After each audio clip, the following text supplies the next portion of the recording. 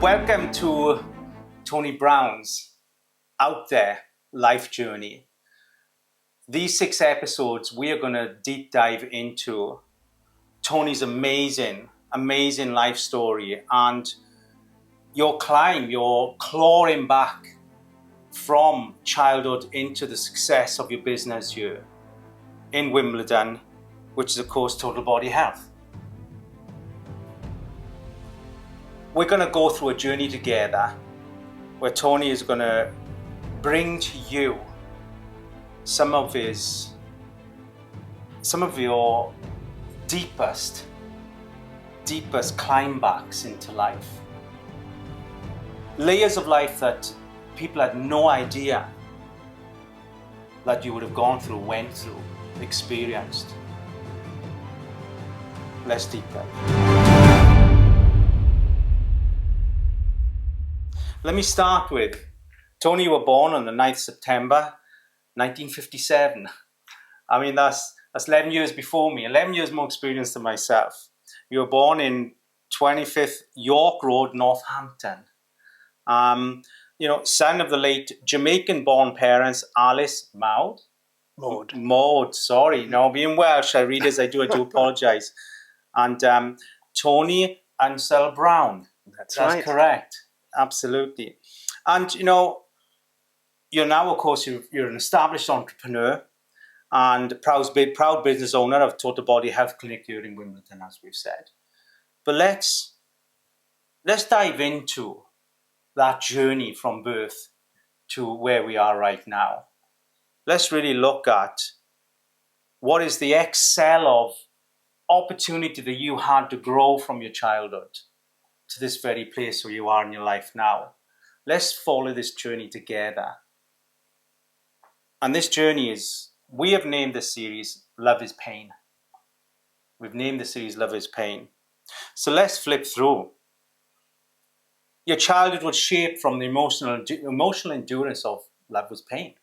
And we're going to go into the layers of this. So keep with us. And that memory, that time is a million miles apart from where you are.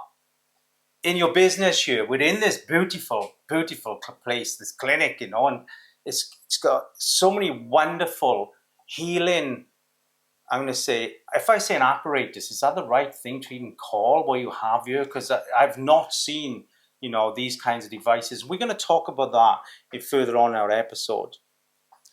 But as a child, you were fostered from a very young age. Actually, you were 1, and it's your mom was a nurse, a student nurse, and she would just pile vinyl records on repeat play, as they say. They used to just drop down, if you remember, on the old record players, the vinyl players, and go and do a 12-hour shift, and that was the hope that the music would keep you asleep, prevent you from waking up. But I mean, it was very obvious that wasn't working, and it was too much for mom, and you were fostered out.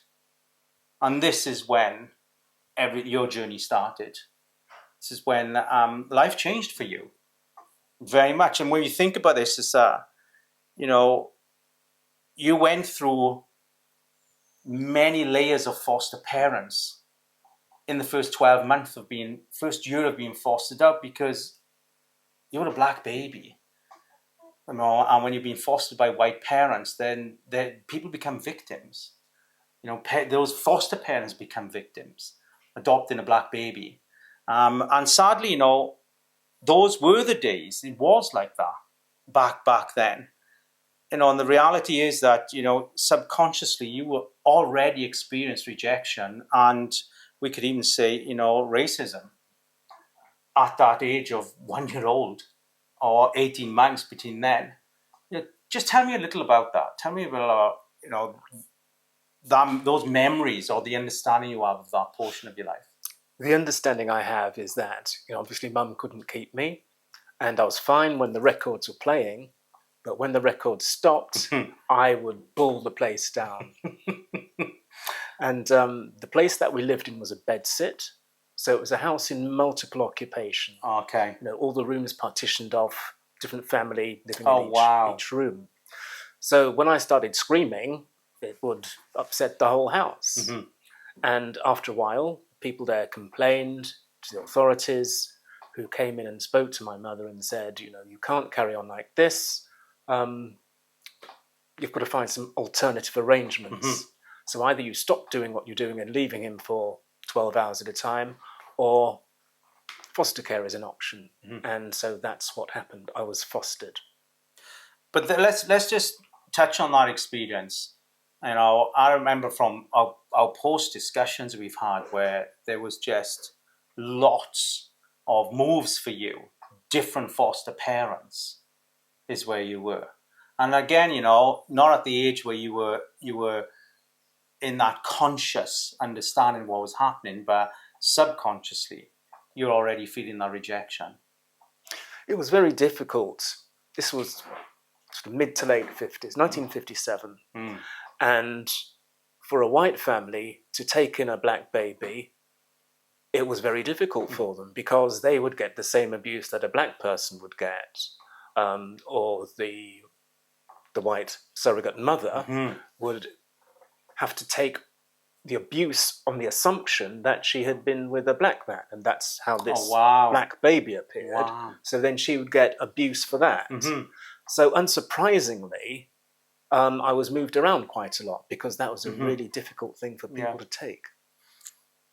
Wow, I was just embracing what you said there, is that people, the racism come from assumption, not from facts. And that, those parents were trying to give this little black baby a start in life. But that start in life, from other people, assumed that there was a relationship between a black man and a white woman. And in those days, you say, in 57, it's a whole different ballgame. But then, moving forward, you finally got adopted. Yes. And we talk about it. Now, I have the Dutch foster parents.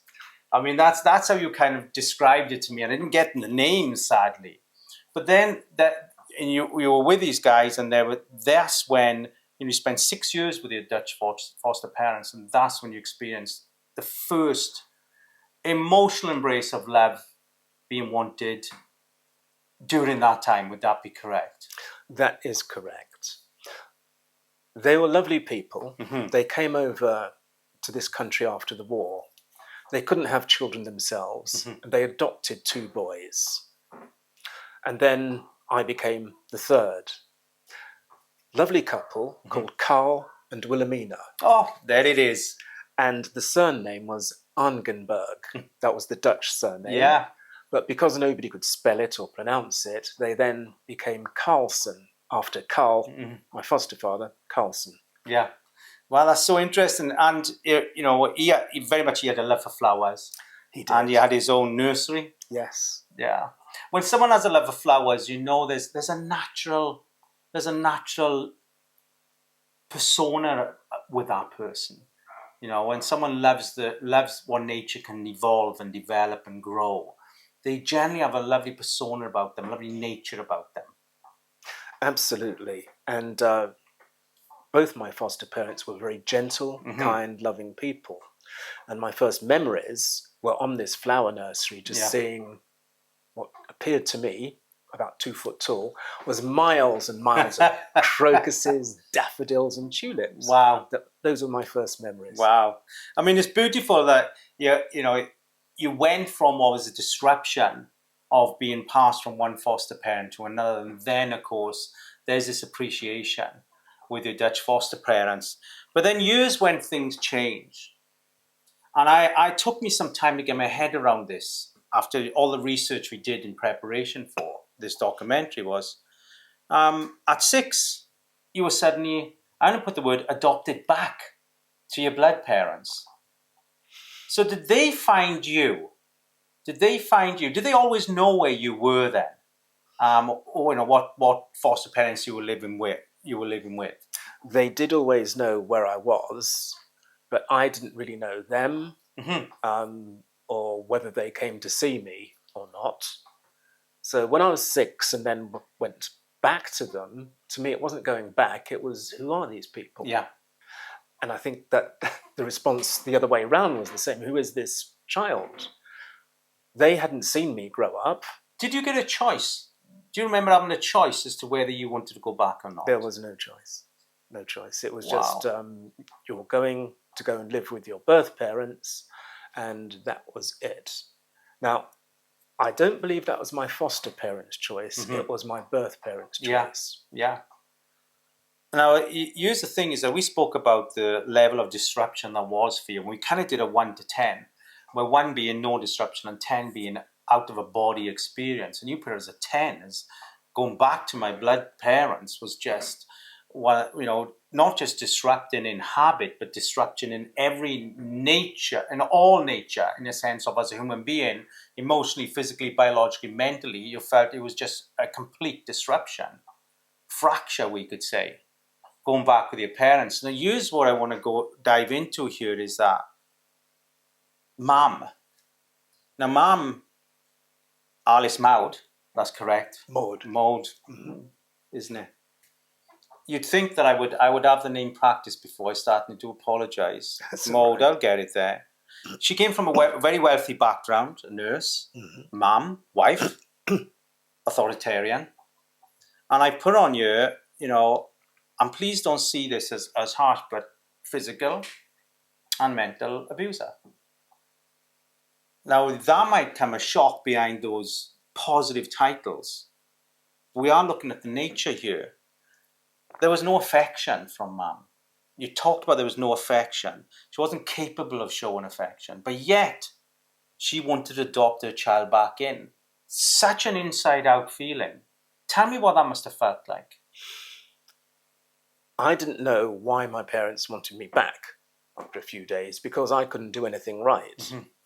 There was a real disconnect. I'd been brought up by somebody else. I had an affinity to them. All of a sudden, I'm thrown into this new environment where I think my parents expected me to call them mum and dad and love them and whatever. Was that expected? That seemed to be the expectation, whereas to me, who are these people? It was completely alien. And on top of that, they had all these expectations. So they expected me to, for instance, I'd been brought up in a sort of white environment. My father had a very broad Jamaican accent, and I couldn't understand what he said. But he took that as an insult. Yeah. Not, well, maybe he needs to get used to it. And so that was a punishable offence.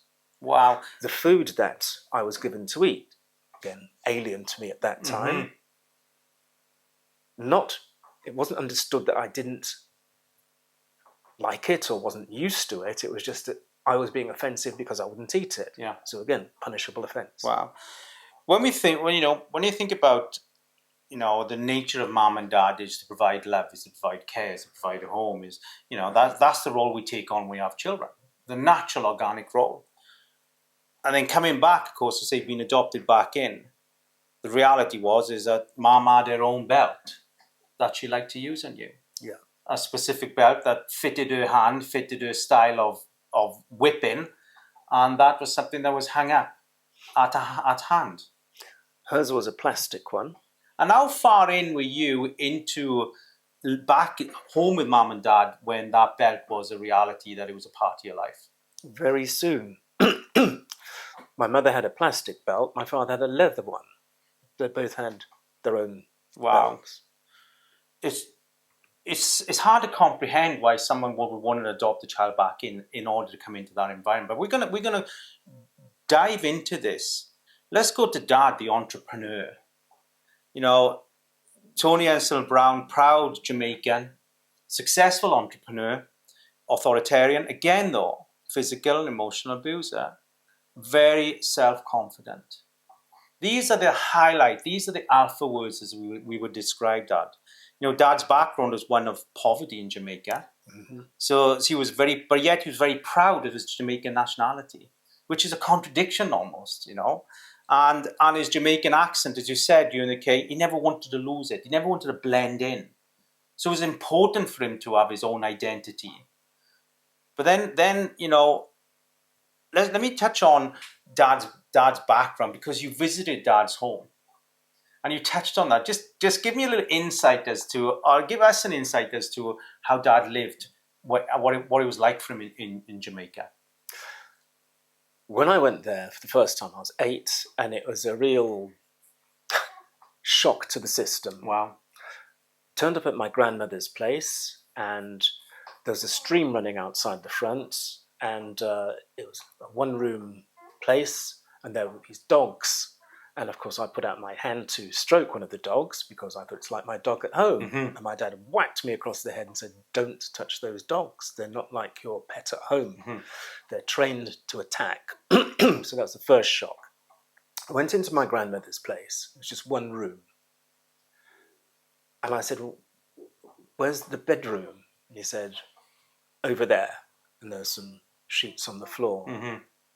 "Oh, well, where's the kitchen? See that pile of stones in the middle? She puts a pot on that. That's where she cooks."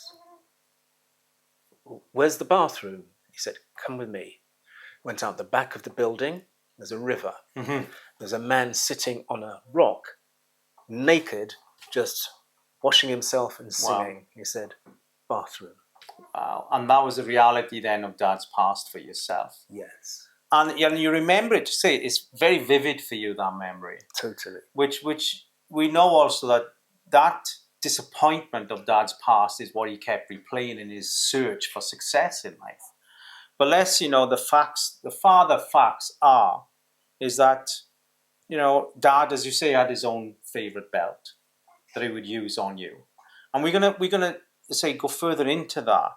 But some of the reasons why you would get beaten was if you didn't spell correctly, if you didn't answer mathematical equations correctly, if you didn't understand his broad accent, as you said.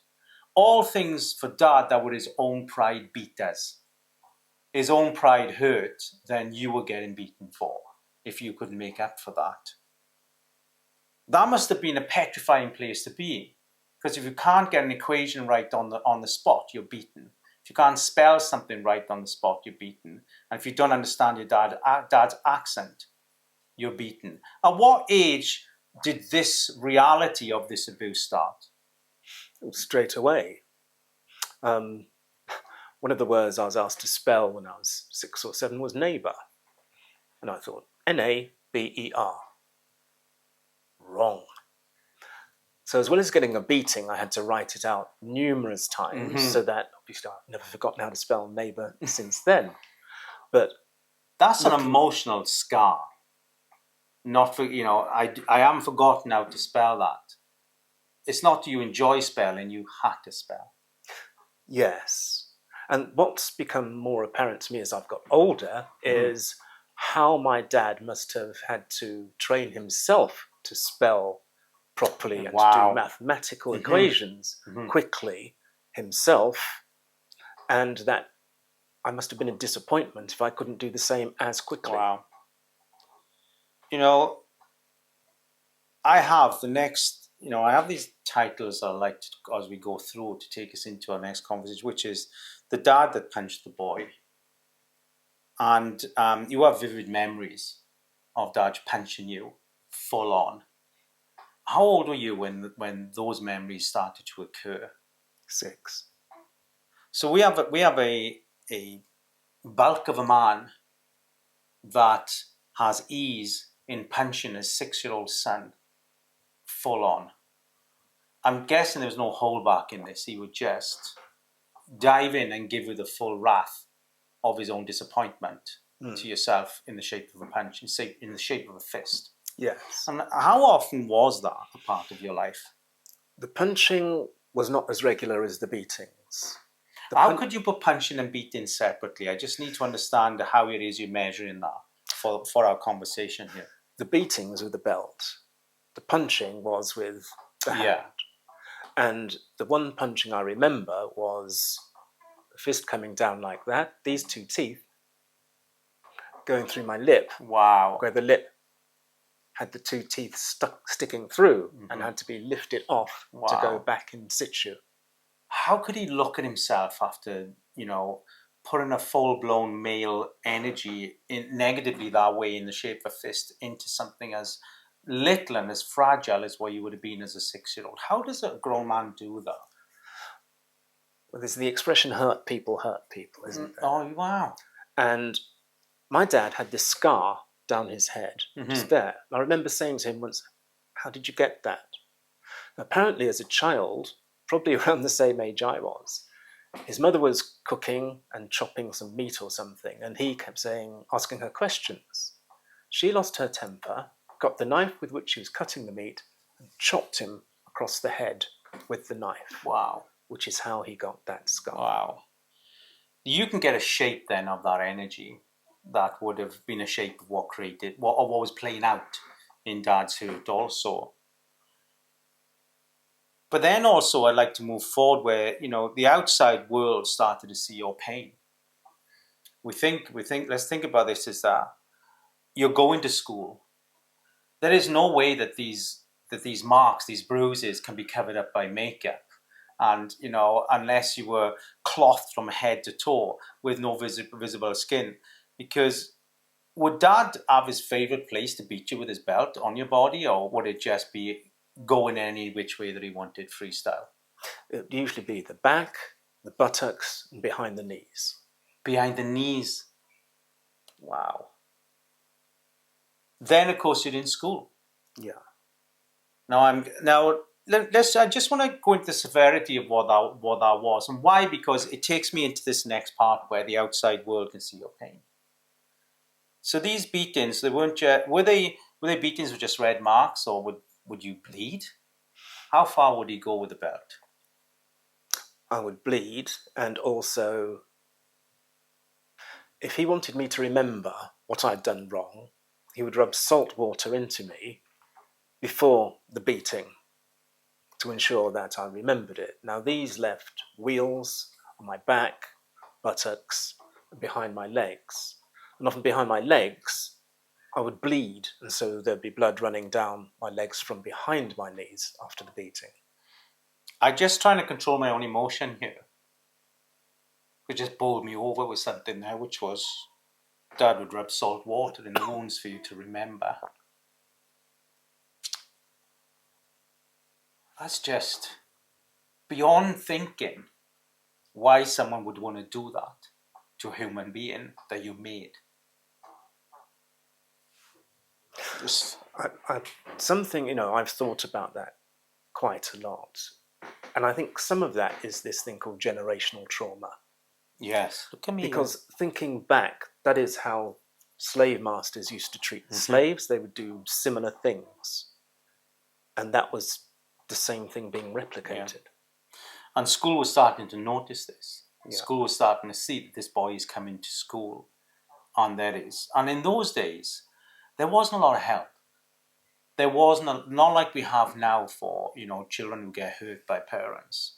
There wasn't much there in those days. You were kind of left into your own secret. Your own secret of pain. That pain was left.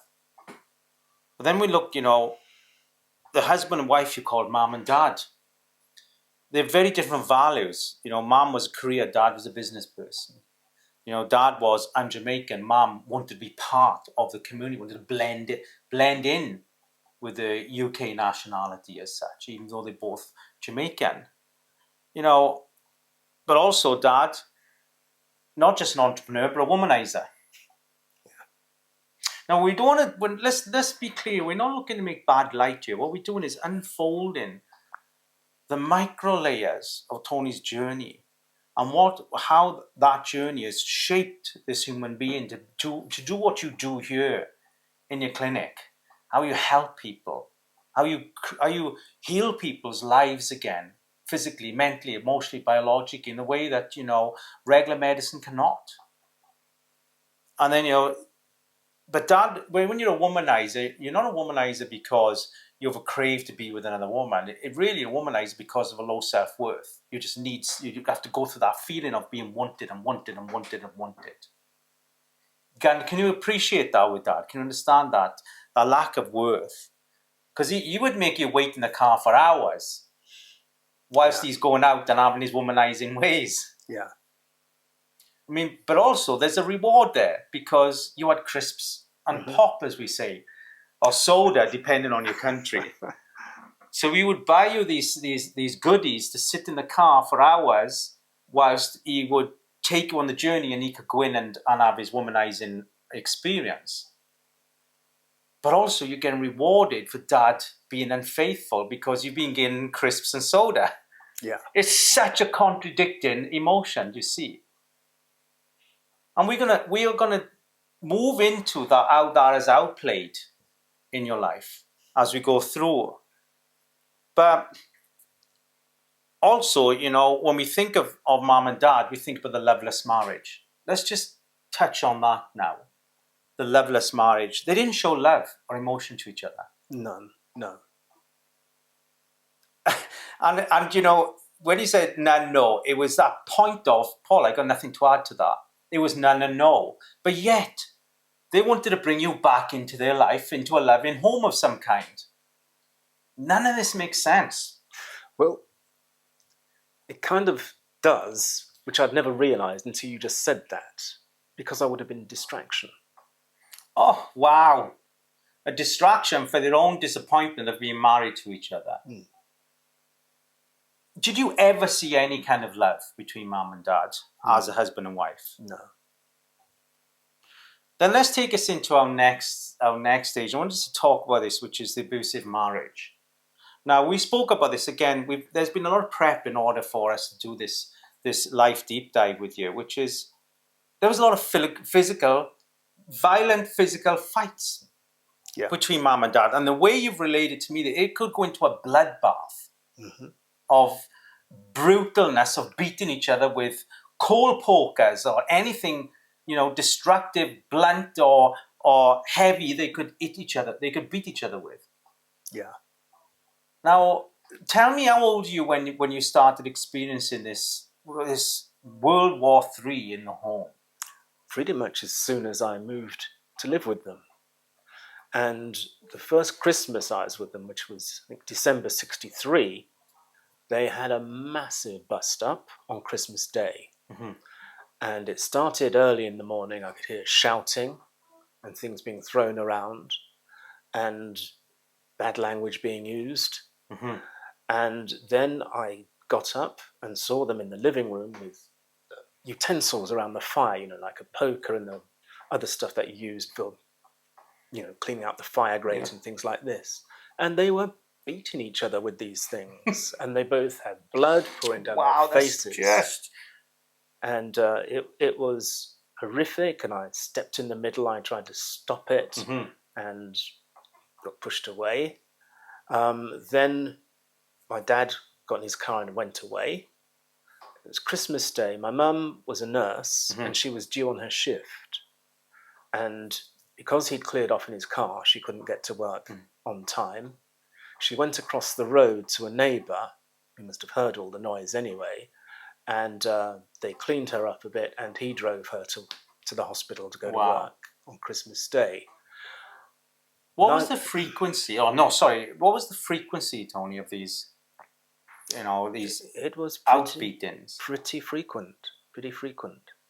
And that day in particular, they both cleared off. Didn't see them until I think my mum came back from her shift in the evening. I don't know when my dad came back or if he did that night. But these altercations, or whatever they were called, were quite frequent. Wow. And now you are at this young age, of course, left on your own again. Mom goes to work, dad shoots off, and you're left to your own devices. Wow. I mean, how did you manage to, keep the sanity then going from day to day? Because you've just experienced the two people that are supposed to bring a reality of calmness, a reality of home, of comfort, of trust. Behaving in such a way that you would see two children in a playground or, in a nightclub, whatever it may be. Yes. How did it, what were your thoughts in managing that in staying, sane? I think the main thing I felt was fear. Mm-hmm. And there wasn't anybody I could talk to about it or go and see. Mm-hmm.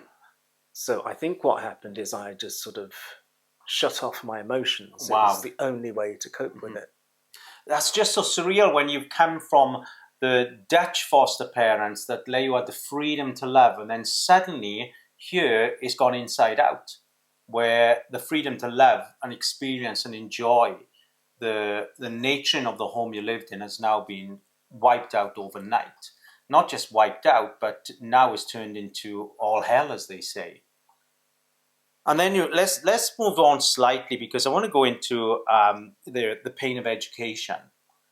And I've named this because you would get severe beatings for any deterioration of result from school. And I mean, failing your 11 plus exam meant you were rewarded with a belt. Amongst other things, yes. Yeah. Just touch on that for me, because I wanted to get an understanding of Dad's disappointment in himself and how he took that out on you. So you say the belt amongst other things. So what was your reward for failing that 11 plus? I think my dad was so ashamed. He went round to the headmaster of my primary school to have a go at him to find out how I could have failed. How could this have happened? Wow. Because he took it personally. Mm-hmm. It was an insult to him. And the headmaster said, well, he's bright but not intelligent. Wow. And that is what I had brought back to me. And I think that hurt more than any of the beatings that I got as a result of that. Wow. How long would Dad hold that grudge for that disappointment that he would have felt in you not passing the perhaps 11 plus? How long did that go on for then in your, was it days, weeks, months? I don't think he ever forgave me for that. Wow. Yeah, I don't think he ever did. It was just such an insult to him. When you're going through this, as a child, you would have cried. Did you learn not to? Yeah, totally. If I ever cried, be it for being bullied, like sometimes I'd come home bullied and bleeding, and my dad would just grab hold of me and say, don't come whining to me, get out there and beat them back up, because if you don't, I'm going to give you another beating when you come back. Wow. Now get out. And that was pretty much his way of... And if Dad or Mum were beating you and then you emotionally you broke down, would they even hear that? Then I'll get another beating and nobody's going to feel sorry for you in this house. Stop that. Take your punishment. Wow, so their guilt because they beat you, because you're responding to how they beat you, then means you get another beating. Yeah. So effectively, there was no cycle unless you shut off your own emotions. Which is what I had to do a lot of the time. At what age do you feel you learned to do that, to shut off? Very early, I'd say probably about 6 or 7. Pretty much soon after it started, because I could not do anything else but shut it off. Just think about that. You're 6 or 7. Most children are playing with the first memories of the first toys, the first memories of love, emotion. But 6 or 7, Tony Brown is learning to not have love and emotion, not have expectation in life. At 6 or 7, you're learning to not have any accountability for being a son. At 6 or 7, you're having to learn to be emotionally bankrupt at 6 or 7. Tony, this is just, when we talk about the journeys to where you are now, I just wonder how it was you got past the age of 10. And we're going to dive into, our next couple of episodes. But here's the thing, what's the conclusion here? And I do like to bring these in, the conclusion and inner growth. I see that just up to this point, this first episode, you learned extreme forgiveness for what was negative recognition. You learned emotional stamina. You learned how to severely adapt in a way that most people, it's the kind of training it takes a soldier to adapt to. You learned that pain is love, a very inside-out process. And also, you had a 24-hour emotional stamina where you're constantly, round the clock, having to analyze, assess your next emotion, the next emotion that's coming into your life from your mom and dad. That is such an advanced process to have to adopt at that age in life. Wow. Join us on the next episode the next episode, and I've called this "Follow Us." I've called this, yes, "Follow Us" the next episode, which is Tony's life behind bars, the prison sentence of abusive parents. We'll be there in the next deep dive. Tony, thank you. Thank you, Paul.